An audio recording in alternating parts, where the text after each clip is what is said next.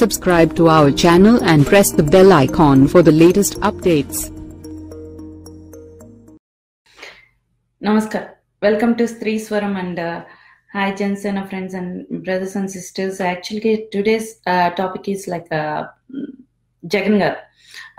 జగన్ గారు గురించి మాట్లాడాలి అంటే యాక్చువల్లీ అంటే ఉండవల్లి గారు మీటింగ్ కి జగన్ గారు అటెండ్ అవ్వమంటే ఇప్పుడున్న పరిస్థితిలో తెలుగుదేశం వాళ్ళు అటెండ్ అవుతున్నారు. సో నేను అటెండ్ అవ్వను.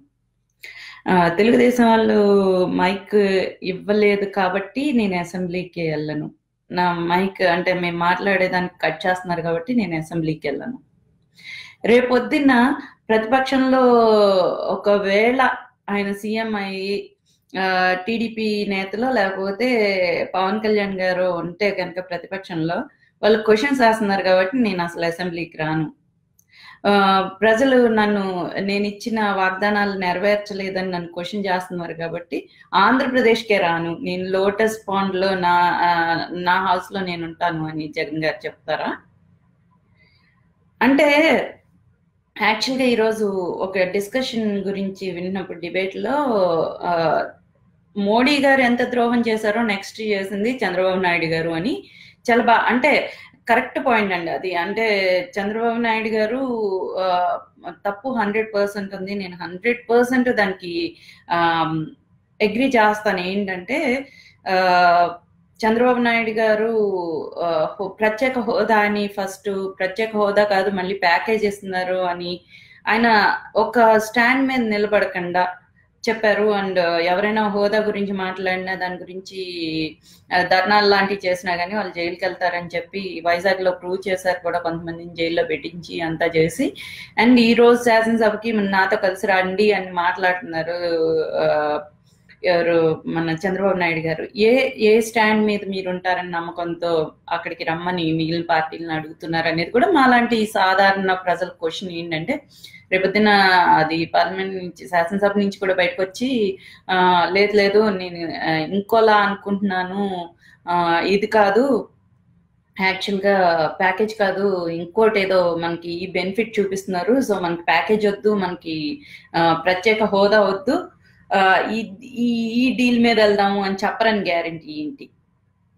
అంటే ఒక స్టాండ్ మీద మీరు ఎప్పుడైనా నిలబడి ఉంటే కనుక చంద్రబాబు నాయుడు గారు మాకు ఒక భరోసా అనేది ఉండేది. ఎందుకంటే ఒక పార్టీ గెలుపుకే తప్పితే ఏ రోజు మీరు ఎవరితో వెళ్తున్నాము అని ఎప్పుడు అనుకోలేదు. ఎందుకంటే పార్టీకి వ్యతిరేక సిద్ధాంతాలున్న పూర్తిగా వ్యతిరేక సిద్ధాంతాలు ఉన్న కాంగ్రెస్ తోనే కలిసి మీరు తెలంగాణతో కూటమి ఏర్పరచుకున్నారు. అండ్ ఒకరోజు మోడీ గారు గొప్ప ఆయన ఈ రోజు వర్స్ట్ గా అయిపోయారు మీ దృష్టిలో. అండ్ ఒకరోజు మీ దృష్టిలో వర్స్ట్ అయిన సోనియా గాంధీ గారు ఈ రోజు కాంగ్రెస్ కానీ సోనియా గాంధీ గారు కానీ చాలా గొప్ప మనుషులు అయిపోయారు. ఒక్క స్టాండ్ మీద మీరు ఏ రోజు నిలబడిన చంద్రబాబు నాయుడు గారు ఈ రోజు శాసనసభలో కూడా ఒకే స్టాండ్ మీద నిలబడి పోరాడతారని గ్యారంటీ ఏ పార్టీ నమ్ముతారని మీరు అనుకుంటున్నారు? And at the same time ఇది బ్లేమ్ చేస్తున్న వైఎస్ఆర్సీపీ గురించి కూడా నేను మాట్లాడాలి. ఎందుకంటే మైక్ ఇవ్వలేదు అని ప్రతిపక్షంలో నాయకత్వంలో ఉన్న నాయకుడు ఎంత పోరాడాల్సింది ఉందో రాష్ట్ర సమస్యలపై ప్రతిపక్షంలో ఉన్న ప్రతిపక్ష నాయకుడు కూడా అంతే పోరాడాలి. మరి మీరు అసెంబ్లీకి అటెండ్ అవని మీకు నాయకుడి లక్షణాలే ఉన్నాయా అనేదే పెద్ద క్వశ్చన్ మాకు. ఎందుకంటే పాదయాత్ర చేస్తున్నా అన్నారు, పాదయాత్రలో మీరు ప్రజా సమస్యలు ఎన్ని తీర్చారు అనేది కూడా నాది పెద్ద క్వశ్చన్ అనమాట. ఏంటంటే పాదయాత్ర చేశారు, వచ్చారు, ఇప్పుడు వరకు ఎన్ని సమస్యలు అంటే పక్కనే ఉంది. మీరు పాదయాత్ర చేస్తున్నప్పుడు పక్క జిల్లాలో జరిగిన తిత్లీ తుఫాన్ గురించి మీరు తీసుకున్న చర్యలు కానీ మీరు తీసుకున్న కేర్ కానీ అక్కడ ప్రజలకి మీరు ఇచ్చిన బాసట కానీ అంటే ఒక వాళ్ళకి ఇచ్చిన భరోసా కానీ ఏంటి అనేది నా పెద్ద క్వశ్చన్ ఆ టైంలో. అండ్ భానుచంద్ర గారు చెప్తారు యాక్చువల్గా ఒక రీసెంట్ అంటే ఒక ఫ్యూ డేస్ అగో ఆయన చెప్పిన స్టేట్మెంట్ లో ఏంటంటే చిన్నపిల్లల్ని లేకపోతే వృద్ధుల్ని వయోవృద్ధుల్ని ముద్దు పెట్టుకున్నారంట ఈయన. సో ఈయన దేవదూతతో సమానం. అంటే చిన్నపిల్లలు ముద్దొచ్చి పెట్టుకున్న ప్రతి ఒక్కళ్ళు దేవదూతలు. అంటే ఏ బెనిఫిట్ లేకుండా ఇప్పుడు నేను రోడ్డు మీద వెళ్తున్నా అంటే చిన్న బాబు లేకపోతే ఒక పాప ముద్దొచ్చారంటే ముద్దు పెట్టుకుంటాం, ఎందుకంటే అది ఆ ఫీలింగ్. దానికి నేను దేవదూతను అయిపోతానా ఒకటి. And behind that a benefit ఆశించకుండానే జగన్ గారు ఈ పాదయాత్రలన్నీ చేశారా? మీకు సీఎం పోస్ట్ ఇవ్వము, మేము మీకు ఓటు వేయము, బట్ మీరు పాదయాత్రలు చేయండి అని ఒకవేళ ప్రజలు కోరుకుంటే, మా ప్రజా సమస్యల మీద పోరాటం చేయండి అని కనుక ప్రజలు కోరుకుంటే జగన్ గారు పాదయాత్ర చేస్తారు. ఇంకొక ఆయన నాకు కరెక్ట్ గా అయితే తెలియదు కానీ ఇండస్ట్రీకి సంబంధించిన ఆయన చెప్తున్నారు, చెన్నై వెళ్ళినప్పుడు అంట జగన్ గారి గురించి చాలా మంది అడిగారంట, అబ్బాబా కాళ్ళు వాచిపోయినా ఆయన ఎలా తిరుగుతున్నారు అని.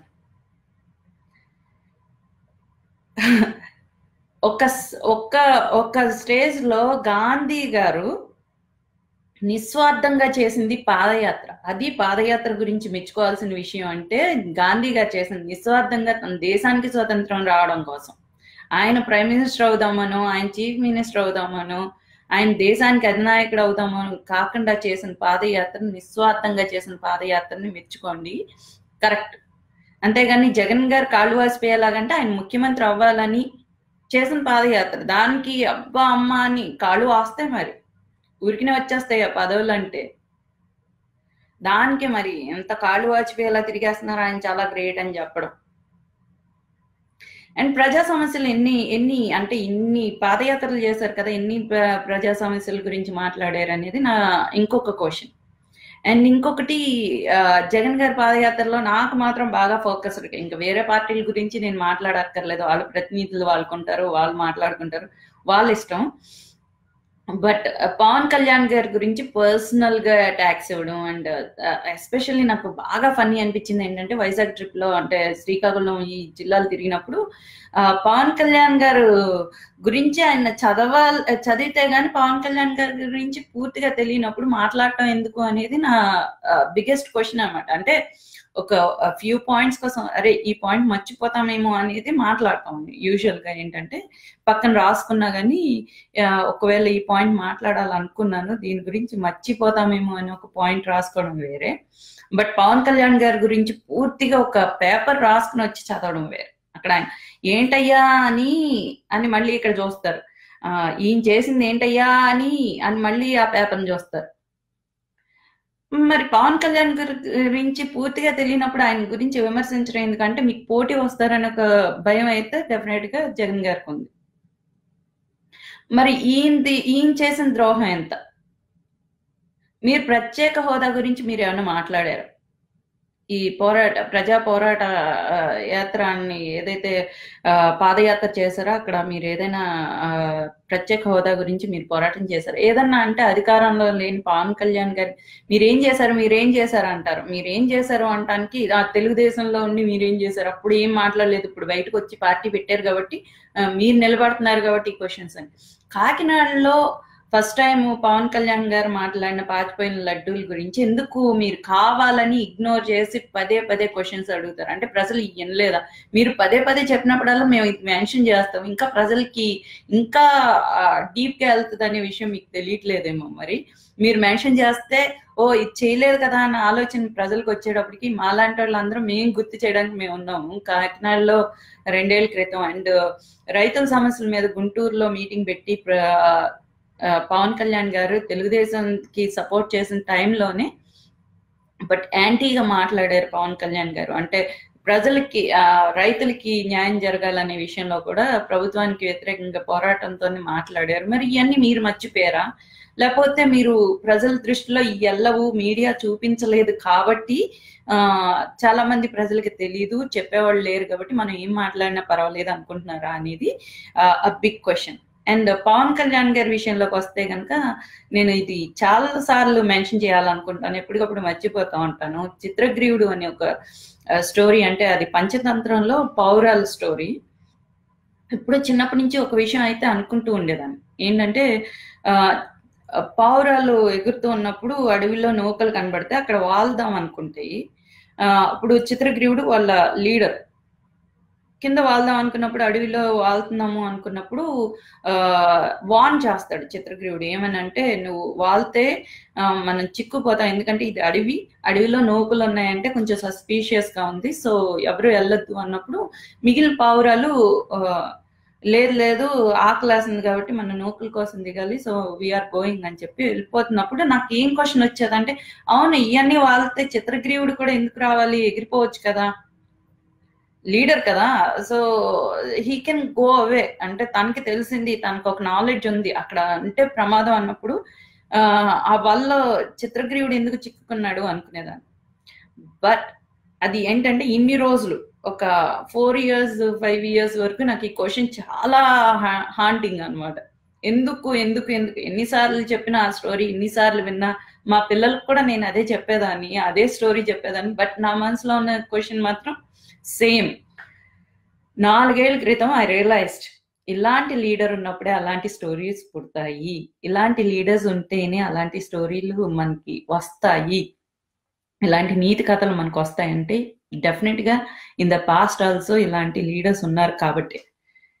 పవన్ కళ్యాణ్ గారు నిజంగానే ఇప్పుడు ప్రజలు ఉన్నాము, ప్రజలు ఉంటే వాళ్ళ సమస్యల మీద చేసుకున్న, ఒకవేళ ఏదైనా సమస్య వచ్చినప్పుడు ఓకే నా సినిమాలు నాకున్నాయి, నా లగ్జరీ నాకు ఉంది అనేసి పవన్ కళ్యాణ్ గారు కూడా సినిమాలు చేసుకుంటూనే ఆయన, ఎందుకంటే ఆయనకు కావాల్సిన పని జరుపుకోవడానికి, అంటే ఇప్పుడు సొసైటీ బాగాలేదు ఓకే ఫైన్, బట్ నాకున్న ఇన్ఫ్లుయెన్స్ కి నేను చేయించుకోగలను పనులు అనే ఇన్ఫ్లుయెన్స్ అయితే డెఫినెట్ గా పవన్ కళ్యాణ్ గారికి ఉంది. పవన్ కళ్యాణ్ గారి మాట చెప్తే చేసే పనులు, జరిగే పనులు ఉన్నంత ఇన్ఫ్లుయెన్స్ అయితే పవన్ కళ్యాణ్ గారికి ఉంది.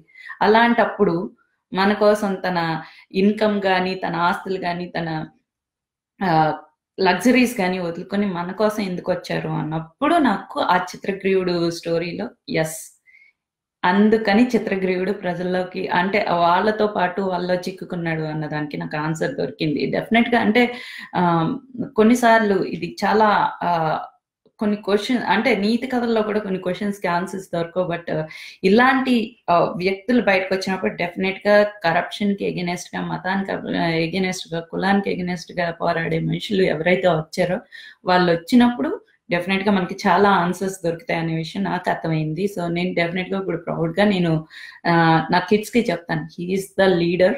So if I in case మళ్ళీ ఆ స్టోరీ రిపీట్ చేయాలన్నా నేను ఈసారి మాత్రం ప్రజలకి, అంటే పిల్లలకి ఎవరికైనా స్టోరీ చెప్పినప్పుడు కూడా డెఫినెట్ గా నేను పవన్ కళ్యాణ్ గారిని ఎగ్జాంపుల్ గా తీసుకుని ఐ కెన్ సే ఇట్, అంటే ప్రెసెంట్ ఎగ్జాంపుల్.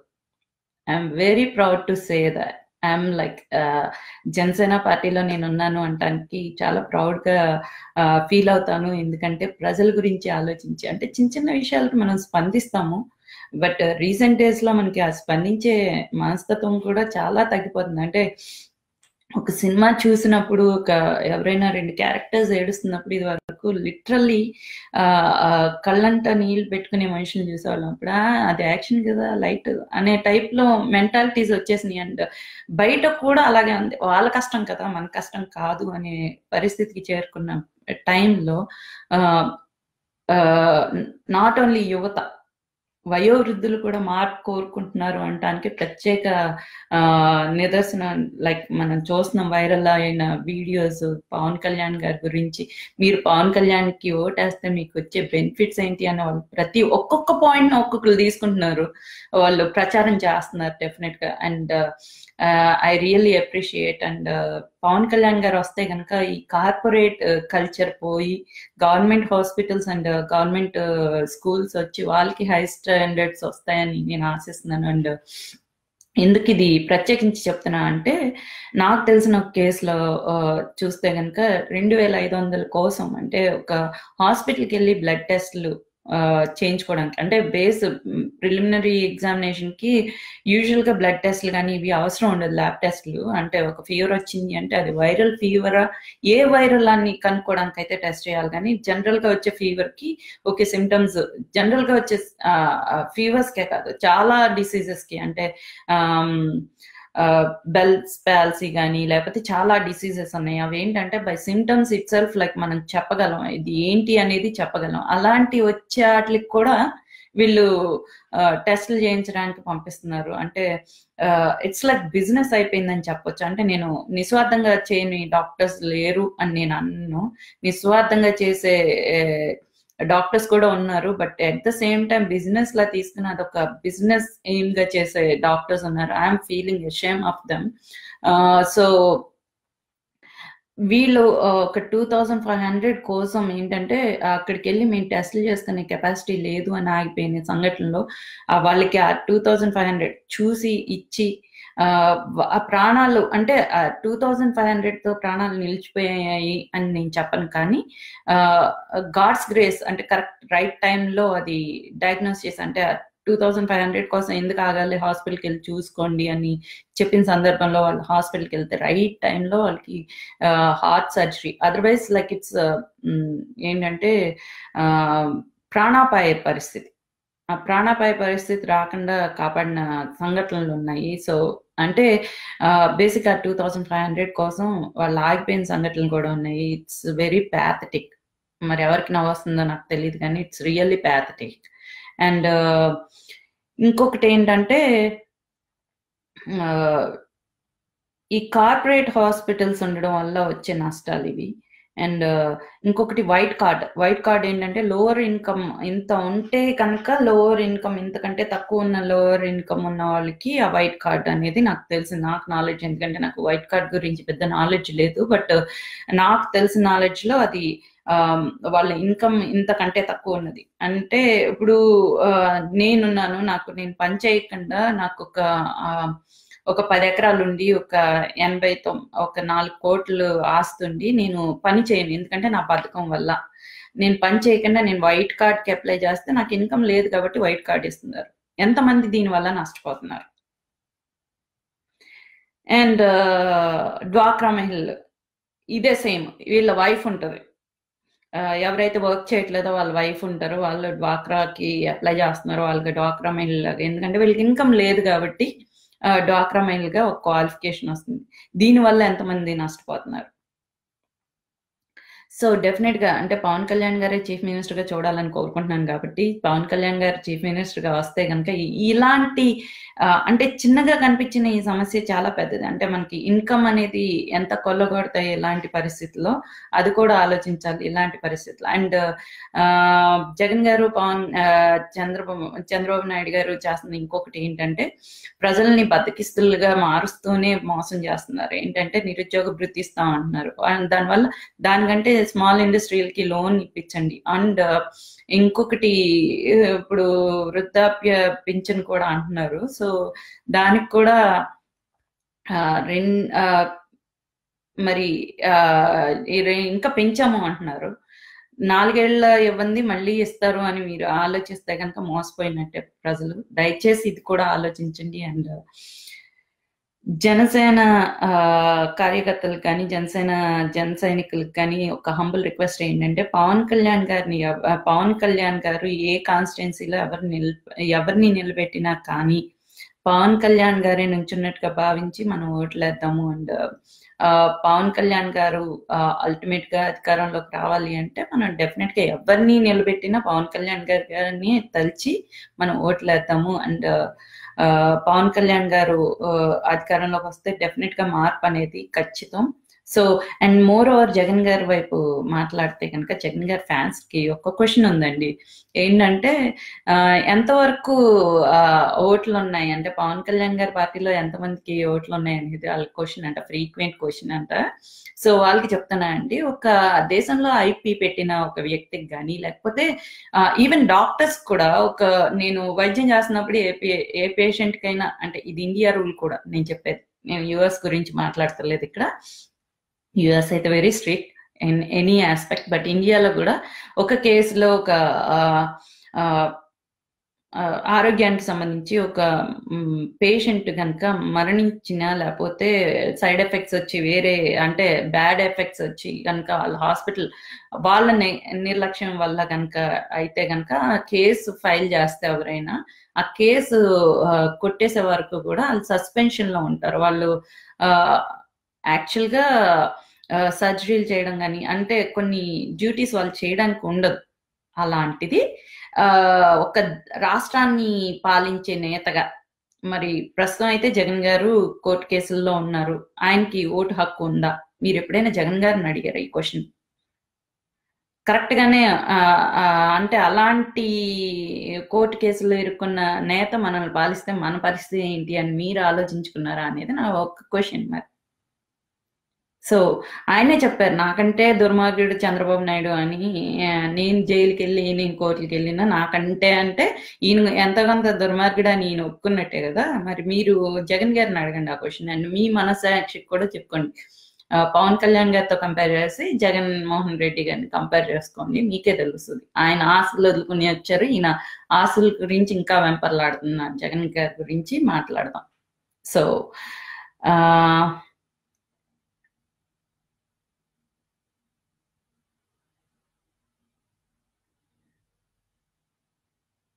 యా మీరు టెంపరీగా యాక్చువల్గా నిరుద్యోగ భృతి గురించి కదా మీరు మాట్లాడేది. బతికిస్తులా అంటే హామీలు అన్నది ఉద్యోగాలు కూడా మరి మీకు తెలుసో తెలియదు కానీ నాకు 5 లక్షల ఉద్యోగాలు ఇప్పిస్తా అన్నారండి.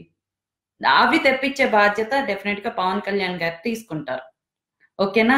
హామీలు అంటే మీరు నెగిటివ్ హామీలు ఒకటే తీసుకోక్కర్లేదు కదా, పాజిటివ్ గా కూడా థింక్ చేయండి. ఆయన 2 సంవత్సరాల్లో 5 లక్షల ఉద్యోగాలు తెప్పిస్తా అన్నారు. ఎవరు? మన నారా లోకేష్ గారు, ఐటీ మినిస్టర్ గారు చెప్పింది. అలాంటి హామీలు అంటే డెఫినెట్ గా అలాంటి వాటికి బద్దకిస్తులు తయారు చేయనట్టు. ఓకే, హామీలు అంటే పాజిటివ్ వేలో థింక్ చేయండి. నెగిటివ్ అయితే ఎప్పుడు ఎవరు హర్షించరు. పవన్ కళ్యాణ్ గారు కాదు, ఇంకెవరైనా సరే నెగిటివ్ విషయాల్లో ఎవరు ప్రతిస్పందించరు. ఓకేనా. మీకు I think like you got the answer. దీనికి బద్దకిస్తులు అంటే ఆటలకి కాదండి. రైతన్నల కంటే రైతులకి ఉట్టినే కూర్చోబెట్టిస్తా అని కాదు, వాళ్ళ పొలాలు వాళ్ళు న్యాయంగా చేసుకుని వాళ్ళు సంపాదించుకుని వాళ్ళు కరెక్ట్ వేలో ఈ రుణమాఫీలు చేస్తూనే రైతులకి సేద్యం అంటే పర్టికులర్ నాకు చిన్న మనిషి ఆయన, I don't think like he has any position or anything. అక్కడ రాయలసీమ నుంచి ఒక పర్సన్ చెప్పింది ఏంటంటే, పొలంలో ఈ ఏరియాకి సూటబుల్ ఈ పంటలు పండిస్తేనే మేము సబ్సిడీలు ఇస్తాము, ఈ పంటలు పండిస్తేనే మేము మీకు ఇంత నికరం ఆదాయం ఇస్తామని ప్రభుత్వం హామీలు ఇస్తే డెఫినెట్ గా వాళ్ళ సొంత తెలివితేటలు కాకుండా కరెక్ట్ వేలో ప్రయాణిస్తారని రైతుల గురించి ఒక మనిషి, సాధారణ ప్రజల నుంచి వచ్చిన ఒక మనిషి మాట్లాడారండి. అలాంటి ఎందుకు తీసుకోరు?